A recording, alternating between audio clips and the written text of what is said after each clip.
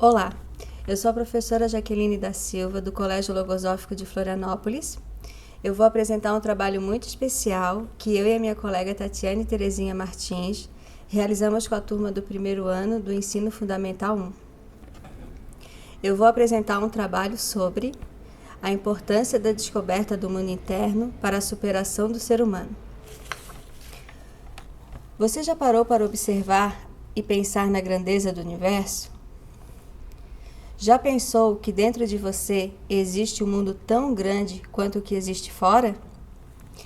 Esse mundo é um mundo interno, que é onde se encontram os pensamentos, os sentimentos, ideias, deficiências e virtudes. Com esses e outros elementos da pedagogia logosófica, proporcionamos para as crianças campos experimentais para que elas observassem a si mesmas e se sintam estimuladas a serem seres humanos melhores. A logosofia chama de campo experimental a própria vida e todo o ambiente que cada um frequente, já que não se deve desprezar nenhuma oportunidade para a própria observação e investigação. Vejamos algumas perguntas que fizemos para as crianças. O que é o mundo interno? Como podemos ver o invisível? Será que existe mesmo esse mundo invisível? Na vida real, como ver os pensamentos e sentimentos? Essa turma tinha muitos alunos que desconheciam o mundo interno, que não sabiam como atuavam os pensamentos. Foi preciso estimulá-los a conhecer e descobrir que dentro de cada ser humano existe um mundo de pensamentos, sentimentos, ideias, deficiências e virtudes, que é o mundo interno. Inspiradas no grande tema Por um Mundo Melhor, proposto pelo Sistema Logosófico de Educação, surgiu o projeto anual da turma intitulado Transformando o Mundo a Partir de Si Mesmo. E dentro dele o projeto Descobrindo o Meu Mundo Interno. Quem sou eu?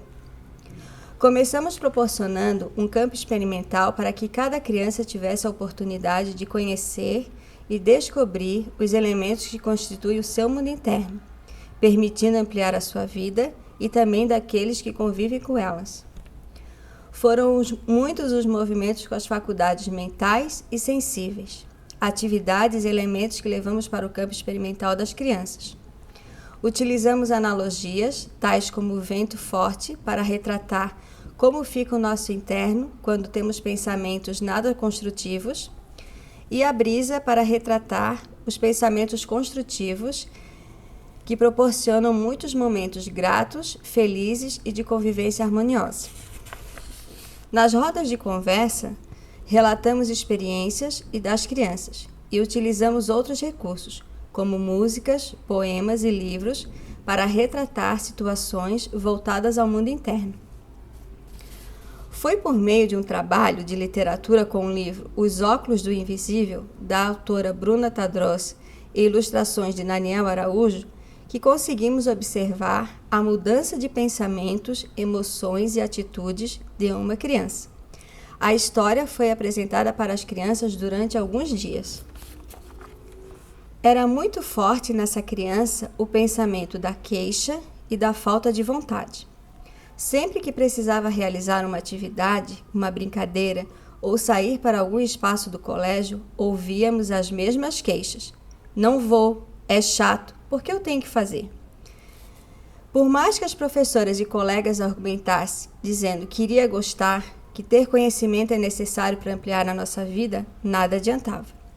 Muitas vezes ficava contrariado, se irritava com a situação e acabava jogando seus pertences, gritando com as professoras e colegas e, por fim, chegando ao choro. Retirávamos da sala, conversávamos tentando auxiliá-la naquele momento de irritabilidade. Mas tudo era momentâneo. Se acalmava, voltava para a sala como se nada tivesse acontecido, mas ao simples sinal de que não concordava com algo ou não gostava, começava tudo novamente. Eram constantes aqueles pensamentos. Era visível o desgaste daquele ser tão pequeno e o quanto precisava de ajuda. Durante umas 2 semanas, ficamos observando essa criança. Como chegava ao colégio, quais pensamentos já traziam no início das aulas, quais atividades e pensamentos faziam ficar mais irritado. Essa observação mais efetiva foi fundamental para que pudéssemos auxiliá-la da maneira mais afetuosa e sensível. Vou relatar para vocês como foi feito o trabalho com o livro Os Óculos do Invisível. As professoras conversaram e resolveram trazer para a turma a literatura do livro. As crianças gostaram muito de ouvir a história e observamos que foi uma forma agradável de estimulá-las a se observarem e pensarem sobre o seu mundo interno. Nessa história, Alan e Annabel são muito diferentes, mas grandes amigos. Quando Annabel faz 10 anos, descobre que precisa usar óculos e Alan passa a fazer piadinhas sem graça sobre a sua amiga. Essas dificuldades oferecem uma grande oportunidade de aprenderem algo valioso para a vida, um superpoder de enxergar o invisível. Recordamos com as crianças tudo o que tínhamos aprendido até aqui, sobre os pensamentos, como eles agem na nossa mente. As crianças relataram experiências incríveis, reconhecendo quando os pensamentos queriam mandar nelas. Mas aquela criança que tinha forte o pensamento de queixa em si não manifestava nada. Sequer prestava atenção no que falávamos, só murmurava. Que chato, quero ir para casa. Tampava os ouvidos. Mas continuamos com a narrativa. Paramos na parte em que Annabel relata para a avó o que o Alan fez com ela e dissemos às crianças que continuaríamos no outro dia. Neste momento, observamos na expressão daquele menino que ficou pensativo que algo estava acontecendo dentro dele. No outro dia, recordamos do que havíamos ouvido na história e continuamos. Já observamos que a criança estava mais atenta, já não tampou os ouvidos e sua postura para ouvir o restante mudou. Quando contamos a parte em que Annabel descobriu o que havia feito Alan falar com ela daquele jeito que a entristeceu, essa criança falou alto e em bom tom. É isso que acontece comigo. É um pensamento mandão que faz eu fazer tudo isso. Seu rostinho de alegria e alívio ao mesmo tempo era surpreendente. Era possível observar nela a alegria, como se tivesse descoberto algo valioso, e descobriu. Daquele momento em diante, essa criança se tornou outra. Já conseguia criar defesas contra alguns pensamentos que o mandassem fazer algo pouco construtivo. Muitas vezes a ouvíamos falar para si mesma: "Você não manda em mim, eu vou conseguir." E respirava, buscando se superar, para não deixar aquele pensamento bagunçar o seu interno e a harmonia de sua tarde. Ressaltamos que esse projeto proporcionou um trabalho interdisciplinar construído por meio da colaboração, escolha de pensamentos e atitudes de bem e senso de colocação, e que era preciso recordar diariamente como queríamos viver, quais pensamentos e sentimentos precisávamos cultivar para termos uma tarde feliz e estender essa felicidade e aprendizado para os nossos lares. Efetivamente, essa experiência vivenciada em um ambiente escolar também repercutiu em casa, pois o pai relatou que quando uma determinada situação aconteceu em casa, a criança prontamente disse: "Pai, é um pensamento que está mandando em você.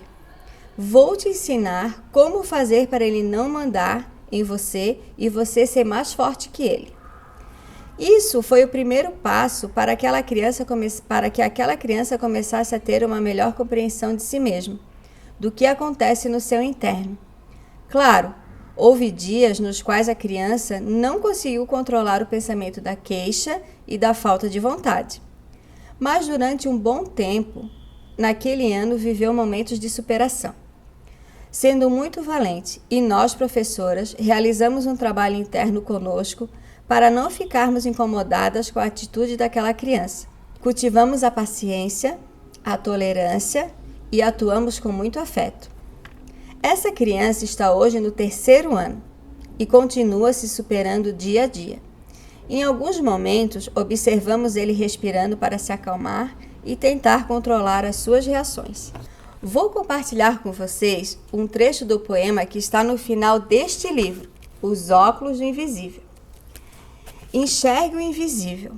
lá de longe ou bem de perto. O resultado é infalível. Quem vê os pensamentos escolhe o que é certo. Viva uma vida incrível. Viva a vida verdadeira. Tudo de bom é possível para quem presta atenção. Nos óculos de visível, as lentes são a mente e o coração. E você, que tal experimentar esse superpoder? Eu posso dizer para vocês que esse é um conhecimento que tem feito toda a diferença na minha vida pessoal e na minha vida também como educadora.